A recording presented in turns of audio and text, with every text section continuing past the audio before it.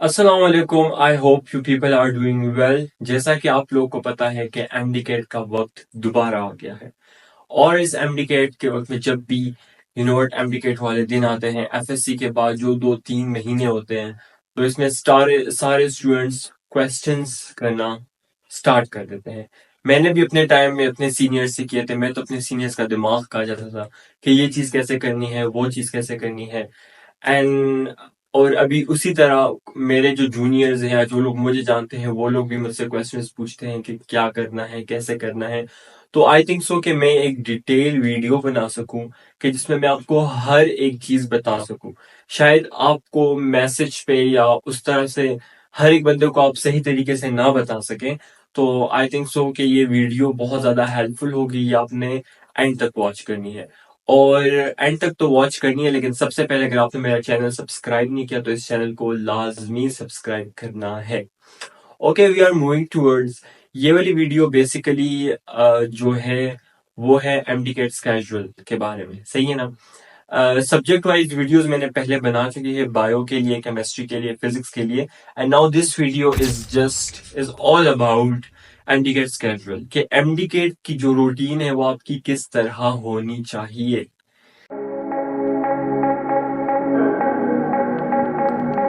Main question पूछा जाता है वो यही है कि हम कितने घंटे पढ़ें।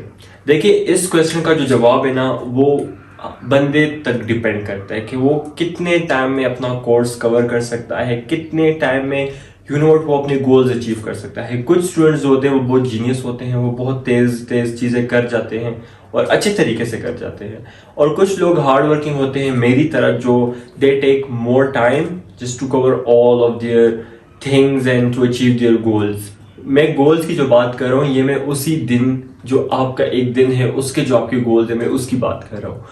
तो इट्स ऑल अबाउट यू। लेकिन मैं आपको यही सजेस्ट करूंगा कि आप कम से कम 8 से 10 घंटे पढ़ें पर डे। इतना होना चाहिए, क्योंकि if you want to fall in merit, अगर आप चाहते हैं कि आपका नाम मेरिट में आए, तो आपको 8 से 10 घंटे पढ़ना होगा। और दूसरी बात यह है कि if I'm talking about 8 to 10 hours, it's just excluded from academy। अगर आपने कोई एकेडमी ज्वाइन कर रहे हैं या आप ऑनलाइन लेक्चर्स ले रहे हैं तो वो तो अलग चीज़ है, वो आप ले रहे हैं। मैं 8 से 10 घंटे सेल्फ स्टडी की बात कर रहा हूँ कि आपको इतनी सेल्फ स्टडी करनी चाहिए। और मेरी जो रूटीन थी एमडीकेट के दिनों में वो मैं सबको सजेस्ट करूंगा। मेरी इस तरह की रूटीन थी कि मैं एकेडमी में मॉर्निंग की क्लासेस लेता था फ्रॉम 6 to 11 और 6 to 10। मैं ये मॉर्निंग की क्लासेस लेके घर आता था, सही है ना। और घर में आकर मैं 1 घंटा 2 घंटा आराम करता था। आराम करने के बाद, रेस्ट करने के बाद फिर मैं उठता था, नमाज खाना वगैरह खा के फिर मैं बैठ जाता था और फिर मैं रात के 12-1 बजे तक पढ़ता जाता था। मतलब विद नमाज ब्रेक्स और दरमियान में खाना खाना, चाय पीना, उसके ब्रेक्स में दरमियान में लेता था। और मैं मतलब बस मेरी कोई एक्टिविटीज नहीं थी। मतलब एमडीकेट के जो 2-3 महीने थे उसमें मैंने अपनी एक्स्ट्रा एक्टिविटीज सारी कट ऑफ कर दी थी। तो I would suggest you the same कि सिर्फ 2-3 महीने होते हैं, थोड़ी सी कुर्बानी दे दे, थोड़ा सा सेक्रीफाइस कर दे and it would be all better. Okay, इतने टाइम में मैं पढ़ता क्या था, ये भी एक क्वेश्चन है। सबसे पहले मैं क्या करता था कि जो एकेडमी में जो भी हमें लेक्चर दिया जाता था, हमें एमडीकेट के टीचर्स जो पढ़ाते थे, तो वो बेसिकली मैं वहां पर नोट डाउन करता था। लेक्चर आपने लाजमी नोट डाउन करना है, लेक्चर के नोट्स आपके पास होने चाहिए, क्योंकि नोट्स का ये फायदा होता है कि आप आखिरी दिनों में नोट्स से ही रिवाइज करते हैं। आप पूरी पूरी किताब को नहीं पढ़ सकते एमडीकेट के आखिरी हफ्ते में, क्योंकि टाइम कम होता है और अपने ज्यादा चीजें रिवाइज करके अपने माइंड में बिठानी होती है। तो I would suggest the same कि आप नोट्स लाजमी बनाएं। तो मैं एमडीकेट में लेक्चर सुनता था विद फोकस एंड कंसंट्रेशन और लेक्चर के नोट्स बनाता था, जो कि तमाम टीचर्स कहते हैं कि बनाने चाहिए और मैंने बनाए थे। फिर घर आकर मैं सबसे पहले वो नोट्स रिवाइज करता था, लेक्चर को रिवाइज करता था। लेक्चर को जल्दी जल्दी से रिवाइज कर दिया। लेक्चर रिवाइज करने के बाद मैं खोलता था अपनी टेक्स्ट बुक, आपकी जो प्रोविंशियल टेक्स्ट बुक है। If someone is studying federal, अपनी फेडरल खोले। If someone is studying KPK Punjab जो भी उनका प्रोविंशियल बोर्ड है, सही है ना, आपने वो टेक्स्ट बुक पढ़नी है, उस टॉपिक को, आज का जो टॉपिक आपने एकेडमी में पढ़ा है वो टॉपिक आपने बुक में खोल के पढ़ना है, सही है। लेकिन सिर्फ ऐसे नहीं कि ओके ऐसे ऐसे ऐसे नहीं पढ़ना, विद फोकस एंड कंसंट्रेशन आपने अच्छे तरीके से उस टॉपिक को पढ़ना है, एक एक लाइन हाईलाइट करनी है, एक एक लाइन को समझना है, सही है। और जो चीज समझ में ना आए इवन के लेक्चर में या फिर बुक में, तो ask your teacher next day, अपने टीचर से आप पूछ सकते हैं अगले दिन। और जब मैं अपनी बुक पढ़ लेता था फिर उसके बाद मैं जाता था प्रैक्टिस बुक की तरफ। प्रैक्टिस बुक वहां पर मतलब मैं उसी टॉपिक के एमसीक्यूज सॉल्व करता था। एमसीक्यूज मैंने सॉल्व करना मतलब जब बंदा सॉल्व करता है तो आपको अंदाजा हो जाएगा कि it takes a lot of time. आपको अगर एक एमसीक्यूज नहीं आ रहा होता तो आप उस पर सोचते हैं, फिर उसके बाद मतलब वो गलत सॉल्व होता है, फिर आप टीचर से पूछते हैं, तो it takes a lot of time, सही है। तो फिर मैं एमसीक्यू सॉल्व करता था और इस तरह मेरी प्रैक्टिसिंग काफ़ी स्ट्रांग हो गई थी। लेकिन आपने टॉपिक वाइज करना है और ये वाली रूटीन आपने मतलब 2-3 महीने रखनी है, रोज का काम रोज करना है, तो फिर आप अच्छे तरीके से चल जाएंगे। That's it. आई थिंक सो जो एमडीकेट जर्नी में सबसे इंपॉर्टेंट चीज होती है वो होती है कंसिस्टेंसी। क्योंकि जो रूटीन मैंने आपको बताई है वो आप एक दिन फॉलो कर ले या एमडीकेट जर्नी के एक हफ्ते के लिए फॉलो कर दे। क्योंकि देखो स्टार्ट में मोटिवेशन होती है, करे एमडीकेट देना है ये वो, तो फिर बाद में अगर आप इस रूटीन को फॉलो नहीं करेंगे, एक हफ्ता आप बिल्कुल वेले हो जाए और फिर अगले हफ्ते दोबारा स्टार्ट कर दें, तो इस तरह नहीं होता। कंसिस्टेंसी इज द मेन की टू क्रैक एमडीकेट।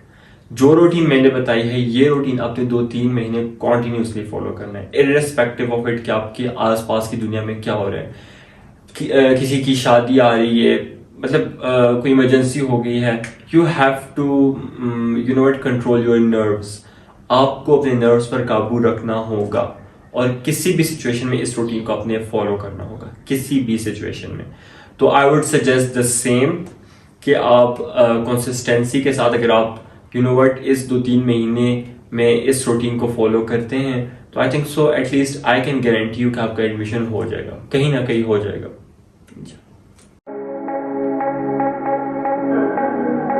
जब संडे टेस्ट के बारे में मैंने वीडियो बनाई थी तो बहुत सारे लोगों को ये भी पता नहीं था कि संडे टेस्ट होता क्या है। तो संडे टेस्ट बेसिकली एक टेस्ट होता है जब आप संडे वाले दिन देते हैं, and it's totally like MDCAT. MDCAT की मतलब जो टाइमिंग होती है उस तरह का होता है, एमसीक्यूज उतने ही होते हैं और एमडीकेट की तरह के एमसीक्यूज आते हैं। तो it's a kind of mock test और प्रैक्टिस टेस्ट। लेकिन संडे टेस्ट में इसलिए सजेस्ट करता हूँ कि बहुत सारे बच्चे होते हैं जिनको मतलब टाइम मैनेजमेंट उनको नहीं आती, उनको अपने नर्व्स पे काबू रखना नहीं आता ड्यूरिंग टेस्ट। तो आप संडे टेस्ट लाजमी दें। एक बात तो ये होगी कि आप मतलब टाइम मैनेज करना सीख जाएंगे कि ओके ये एमसीक्यूज है 200, ये आप कितने टाइम में कर सकते हैं या कितने टाइम में आप कर पाते हैं। अगर आप नहीं करें तो you should start working on it. तो जब आप मतलब उस पर काम करते हैं तो वो चीज़ थोड़ी इंप्रूव हो जाती है वक्त के साथ। तो संडे टेस्ट में आपको लाजमी सजेस्ट करूंगा कि आप संडे टेस्ट दें। और संडे टेस्ट सिर्फ देना नहीं होता, आप घर आए अपना स्कोर कैलकुलेट करें, स्कोर कैलकुलेट करने के बाद खुद को एवेल्युएट करें। एक तो ये बात, और एवेल्युएशन के बाद आपने अपनी मिस्टेक्स को पॉइंट आउट करना है। जो मिस्टेक्स आपकी हैं उन मिस्टेक्स को इम्प्रूव करना सीखें, एक ये चीज़ है। और दूसरी बात यह है कि संडे टेस्ट के मार्क्स मैटर बिल्कुल भी नहीं करते। अगर आपके कम मार्क्स आए हैं तो इट डजेंट मीन कि आपकी प्रिपरेशन कम है या आप अच्छा परफॉर्म नहीं करें या आप हार्ड वर्क नहीं करें, इट डजेंट इवन मैटर। मेरे कभी भी संडे टेस्ट में अच्छे मार्क्स नहीं है, लेकिन मेरे अच्छे मार्क्स नहीं आते थे तो मैं उन चीज़ों को इम्प्रूव करता था। अगर इसमें कम आए हैं ओके, मैं उसको इम्प्रूव करना स्टार्ट कर दूंगा, अपनी मिस्टेक्स को पॉइंट आउट करूंगा और उन पर वर्क करूंगा। तो आपने संडे टेस्ट से सीखना है, उसको मतलब अपने सर पे सवार नहीं करना कि ओ इसमें कम आ गए तो एडमिशन नहीं होगा। आपने उससे सिर्फ अपनी मिस्टेक्स सीखनी है, दैट्स इट। और हाँ, और एक क्वेश्चन जो संडे टेस्ट के बारे में ये भी होता है कि एक क्वेश्चन जो संडे टेस्ट के बारे में ये भी होता है कि मतलब अक्सर गर्ल्स होती हैं कहते हैं कि हमारे इलाके में नहीं होता संडे टेस्ट, हमें अलाउ नहीं होता। तो आप जो एमडीकेट के ग्रुप्स ज्वाइन करेंगे तो वहाँ पर आपको संडे टेस्ट जो आज का संडे टेस्ट हुआ होता है वो वहाँ पर PDF फॉर्म में आ जाता है और काफ़ी एकेडमीज का आता है। तो आप उसमें से कोई भी उठा लें और उसको सॉल्व कर लें, अपना स्कोर एवेलुएट करें, उसमें की भी होती है, की के साथ अपने आंसर्स चेक करें और अपनी मिस्टेक को पॉइंट आउट कर लें। That's it.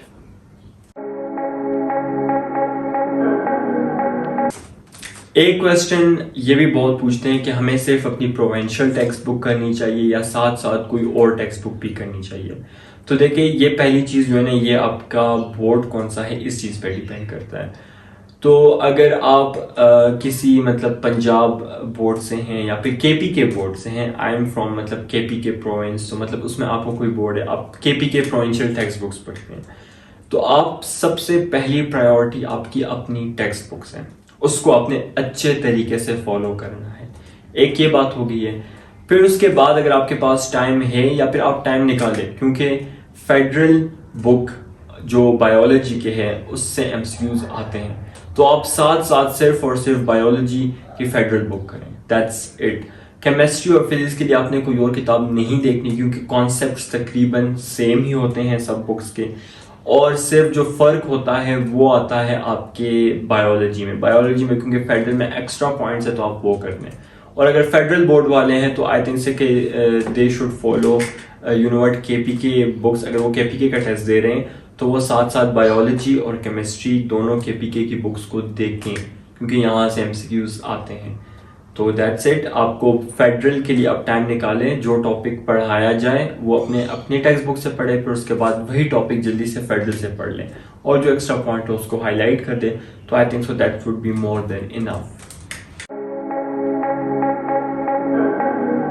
और जो एक प्रॉब्लम जो बहुत ज़्यादा स्टूडेंट्स को आता है वो होता है फिजिक्स के क्वेश्चंस, और वो क्वेश्चंस जो न्यूमेरिकल टाइप्स होते हैं।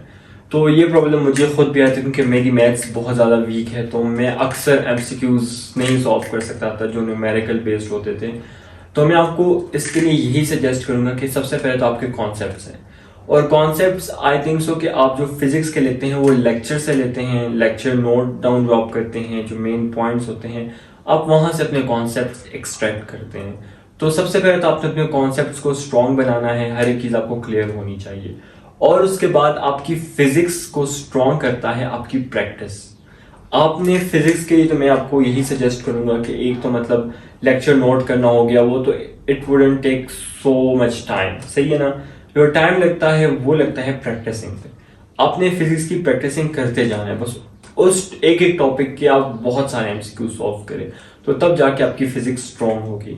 तो और मतलब इसमें घबराने की कोई ज़रूरत नहीं है। अगर आप मॉक टेस्ट दे रहे हैं या प्रैक्टिस बुक्स कर रहे हैं, वहाँ पर अक्सर मुश्किल MCQs होते हैं, MDCAT के लेवल से भी काफ़ी हाई लेवल के MCQs होते हैं, तो आपने उसको देख के घबराना नहीं है, क्योंकि फिजिक्स के जो MCQs आते हैं वो काफ़ी नॉर्मल आते हैं, इतने मुश्किल नहीं आते।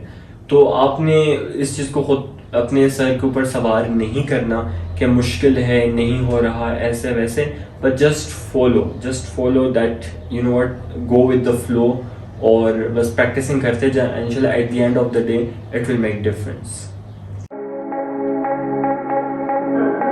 अगर हम इंग्लिश की बात करें तो इंग्लिश बहुत कम उसकी परसेंटेज है, लेकिन है तो है। तो इंग्लिश की अगर मैं अपनी बात करूं, because this video is about my MDCAT casual, तो अगर इंग्लिश की मैं बात करूं तो आई थिंक सो मैंने एकेडमी में लेक्चर्स लिए थे उसके, लेकिन वो मैंने इतना उसको पढ़ा नहीं था, क्योंकि जब आप मेजर सब्जेक्ट्स को टाइम देते तो मेरे पास टाइम ही नहीं बचता था इंग्लिश को देने के लिए। तो मैंने इंग्लिश इतनी खास नहीं पढ़ी थी, और आई थिंक सो कि इंग्लिश जो होती है ना वो कॉमन सेंस से होती है। जब आपके सामने MDCAT का पेपर आएगा ना, तो ना उसमें रूल्स अप्लाई होते हैं ना कुछ और अप्लाई होता है, that's all about common sense, सही है ना। लेकिन फिर भी कुछ मेन टॉपिक्स जो हैं आप सिलेबस उठा के देख लें, उसमें से जो मेन टॉपिक्स हैं वो आप रैन एंड मार्टिन बुक से कर लें, सही है ना। सब्जेक्ट वर्ब एग्रीमेंट हो गया, प्रेपोजिशन हो गई, जो मेन है, इनसे एक MCQs आता ही है, तो ये चीज़ आपको हेल्प आउट करेगी। और बाकी English is all about common sense. मैंने इंग्लिश के लिए इतना ख़ास नहीं पढ़ा था, बस मैंने वहाँ पर जो मुझे लगता था कि ये आता है तो उसको मैंने मार्क कर दिया था, दैट्स ऑल। अगर हम MDCAT की जर्नी की बात करें तो MDCAT जर्नी में सबसे इम्पॉर्टेंट टाइम जो आता है वो होता है आखिरी 2 या 3 महीने। जब FSC एग्जाम्स हो जाते हैं और उसके बाद जो बच्चे एकेडमी ज्वाइन करते हैं 2-3 महीने के लिए, तो दैट्स द मोस्ट रियली मतलब that's the most important time. मतलब मेरे पास अल्फाज नहीं है कि मैं उसको किस तरह बयान करूँ, लेकिन इर्रिस्पेक्टिव ऑफ इट कि आप FSC में कैसे स्टूडेंट थे, बहुत ब्रिलियंट स्टूडेंट थे या फिर बहुत ही नालायक स्टूडेंट थे, आपके मार्क्स कम हैं या ज़्यादा है, अगर आप इस आखिरी 2-3 महीनों में मेहनत कर सकते हैं तो आपका एडमिशन होगा इंशाल्लाह। क्योंकि मैंने ऐसे बहुत सारे स्टूडेंट्स देखे जिनको एक प्राउड होता है, कह रहे हैं हम तो टॉपर हैं, हमारा तो होगा, हम ऐसे हैं, और वो 2-3 महीनों को सीरियसली नहीं लेते, कहते हैं कि हमें सब कुछ आता है। तो दैट्स द मेन थिंग कि आपने प्राउड बिल्कुल भी फील नहीं करना, मतलब जो ब्रिलियंट स्टूडेंट्स हैं या जो टॉपर हैं, सही है ना। और वो वाले स्टूडेंट्स जो कि थोड़े से वीक हैं या जिनके मतलब एकेडमिक इतने अच्छे मार्क्स नहीं है, तो आपने भी खुद को डिग्रेड नहीं करना, क्योंकि सारी गेम आखिरी 2-3 महीनों में डिसाइड होती है। ओके, तो आखिरी 2-3 महीनों में स्ट्रगल करना, एंड आई थिंक सो इसमें अपना फुल देना, अपना 100% देना, इट डिसाइड्स योर फ्यूचर। तो इस 2-3 महीनों में गायब हो जाओ यार, थोड़ी सी स्ट्रगल है, 2-3 महीने यूं गुजर जाएंगे, पता भी नहीं चलता। और जब बंदा काम करता है तो उसको तो जरा भी पता नहीं चलता कि हुआ क्या है, you will just pass through like इस तरह। तो बस आपने सिर्फ 2-3 महीने स्ट्रगल करनी है, मेहनत करनी है, गायब हो जाओ यार दुनिया से, मतलब किसी को बस लगे ही ना कि तुम एग्जिस्ट करते हो, एंड आफ्टर दैट यार you will enjoy a lot, just आगे सिर्फ मजे हैं। अगर हम ब्रेक्स की बात करें ना, तो मैंने मतलब ईद उल अजहा की ब्रेक ली थी जब मेरे FSC एग्जाम्स हो गए थे, 2 दिन एकेडमी गया था मैं, फिर मैंने ईद उल अजहा की ब्रेक ली थी, 1-2-3 दिन आए थे। सो हम गाँव जाते हैं, तो मैंने अपनी ईद इंजॉय की थी। आप जस्ट टेक योर टाइम, उसको इंजॉय करें, सही है ना। जो भी आपको ब्रेक मिलती है उसको मैंने इंजॉय किया था, लेकिन उसके बाद पे मैंने बहुत अच्छी पढ़ाई की थी। तो मैं आपको यही सजेस्ट करूंगा कि आप भी ब्रेक लें, 1 दिन का, 2 दिन का, okay it's up to you, आप ले लें, सही है ना। लेकिन उसके बाद जब आप आएंगे ना, तो फिर कोई चॉइस नहीं आपके पास कि आप अपना टाइम वेस्ट करें। एक तो ये होगी कि लॉन्ग टर्म ब्रेक्स की हमने बात कर ली, अगर हम बात करें शॉर्ट टर्म ब्रेक्स की, तो मेरी ब्रेक जो होती थी वो होती थी नमाज, वो होती थी खाना पीना, वो होती थी चाय पीना, सही है ना। अगर आप हॉस्टल में हैं तो दोस्तों के साथ खाना पीना या चाय पी रहे हैं, तो that's a break for you, गपशप लगा रहे हैं। घर में है तो फैमिली के साथ आप चाय पी रहे हैं, खाना खा रहे हैं, that's a break for you. And नमाज is the most soothing break, I think so. आप नमाज पढ़ते हैं, अल्लाह पाक से बात करते हैं, दुआ करते हैं, कुछ जिक्र अस्कार करते हैं, तो ये आपके माइंड को बिल्कुल फ्रेश कर देता है। Just try to offer you all prayers, तो इंशाल्लाह अल्लाह पाक आपकी मदद करेगा। आई थिंक सो इसको ज़्यादातर लोग मतलब कि एक्सप्लेन नहीं करते, लेकिन it's the most important thing. अगर हम बिलीफ सिस्टम की बात करें कि आपका सबसे पहले तो खुद पे बिलीव होना चाहिए, सही है ना, कि मैं ये कर सकता हूँ और मैं ये करूँगा। मुझे बहुत सारे लोग मिलते हैं, इवन कि मेरे अपने फ्रेंड्स जो थे वो कहते थे कि ओके नहीं होगा, अगले साल देखेंगे और रिपीट कर लेंगे, इस तरह उस तरह। When I was entering into my MD-CAT जर्नी, I was really sure, I was really मतलब I just a strong believe कि या तो मैंने करना है तो इसी साल करना है, और वो भी गवर्नमेंट में, सही है ना, या फिर मैंने करना ही नहीं है, सही है ना, फिर मैं किसी और जगह एडमिशन ले लूंगा, I will go for CSS।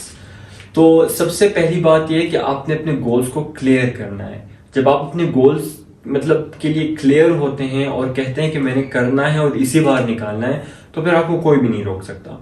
तो आपका खुद पे बिलीव होना बहुत ज़रूरी है। You must be really clear. अगर आपकी अभी से एम्बिग्विटीज़ हैं, आप कह रहे हैं कि ओके नेक्स्ट ईयर देखेंगे या फिर कभी या फिर इस तरह उस तरह, तो इस तरह काम नहीं चलेगा। You have to be really clear. और मैंने ये डिसाइड कर लिया था कि मैं रिपीट भी नहीं करूँगा, मैंने रिपीट करना ही नहीं है। तो जब आप इस तरह का जब डिसीजन लेते हैं ना, तो फिर अल्लाह पाक भी आपकी मदद करता है, और फिर आप सब कॉन्शियसली उसके ऊपर काम करना स्टार्ट कर देते हैं। कह रहे ये तो इस तरह है, बस मैंने अभी कुछ ना कुछ करके इसको निकालना है, किसी भी हालत में निकालना है। तो यहाँ से क्लैरिटी होना बहुत ज़्यादा ज़रूरी है, तो तभी जाके आप अपना गोल अचीव कर सकते हैं। So that's all about my MD-CAT things. अगर अभी भी कुछ क्वेश्चन है तो आप कमेंट में करें और चैनल को लाजमी सब्सक्राइब करना है। And all the best from my side and इंशाल्लाह you will make it. Thank you.